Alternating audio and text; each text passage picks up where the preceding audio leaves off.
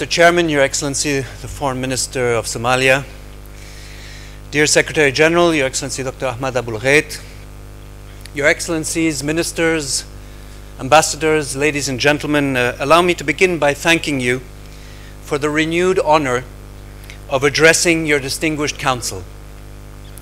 2018 was, without a doubt, the most challenging year in UNRWA's proud history. And I say this with humility and in the knowledge that previous generations of UNRWA's staff and leadership faced the immediate consequences of momentous events like the 1948 original forced displacement of Palestinians, or Nakba, the 1967 war and the beginning of the occupation, armed conflict in Lebanon and later in Syria, the intifadas and repeated wars in and the blockade of the Gaza Strip. UNRWA is therefore an organization formed and shaped by the closest possible exposure to human suffering and injustice. And yet, never before had the very existence of the agency been as such great risk as in 2018. In previous statements before your Council, I described the challenges that we faced last year as existential in nature.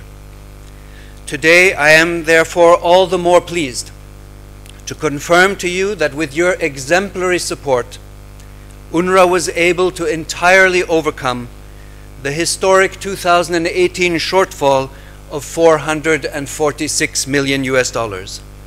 40 different countries and institutions increased their funding to UNRWA last year, and every pledge made in 2018 was honored before the end of the year. Here, at the League of Arab States, I wish to begin by expressing my sincere respect and appreciation to Secretary General Abul Ghait for his constant attention and sustained advocacy on UNRWA's behalf.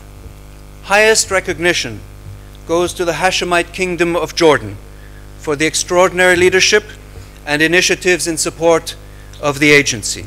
I wish to warmly thank the Republic of Egypt, the Lebanese Republic, and the State of Palestine for their constant outreach, attention, and solidarity.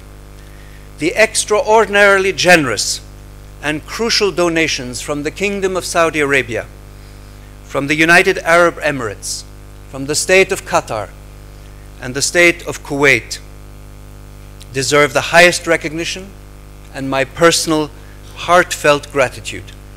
You have contributed in decisive ways to the successful outcome of last year.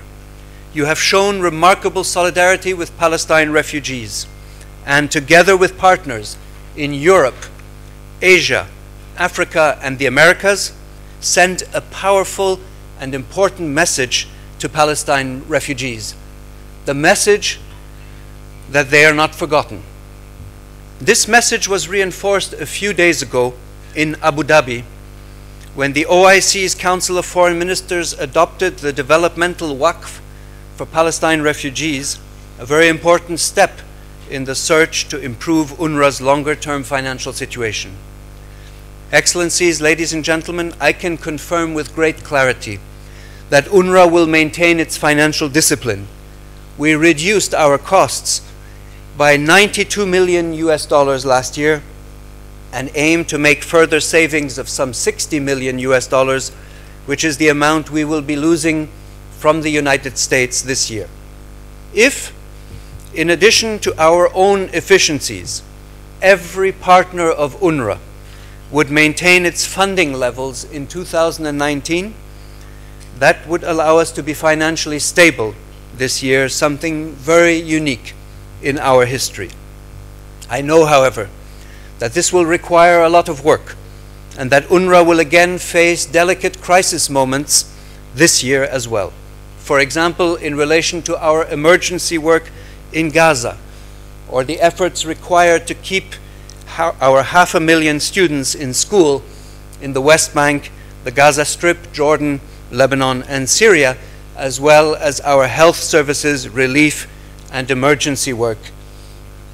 I wish also to emphasize the importance of preserving our ongoing operations in East Jerusalem. At stake is defending the rights and dignity of Palestine refugees, contributing to regional stability, and asserting the importance of robust multilateralism. Excellencies, I wish to conclude by underlining that the suffering of Palestine refugees is real and never anonymous. Allow me in this context to name the UNRWA students whose lives were lost and who were killed in Gaza and Syria in 2018. In Gaza we lost Yasser, Shadi and Majdi, who were 11 years old. We lost Ezzeddin, who was 13. We lost Mohammed, Zakaria, Hussein, Mohammed, and Wesal, who were 14. We lost Ala, Muath, and Jamal, who were 15. And we lost Sadi, who was 16. And in Syria, we lost Aya, who was 12, Mohammed and Kusai, who were 14, and we lost Baha and Abdel Ghafur, who were 15. Behind each of their names was a destiny, a hope, and expectations. And to honor them and to keep alive the hope of all students in UNRWA schools, allow me to say once again how proud we are of our remarkable partnership with the League of Arab States and its member states, and how grateful we are for your trust. I thank you.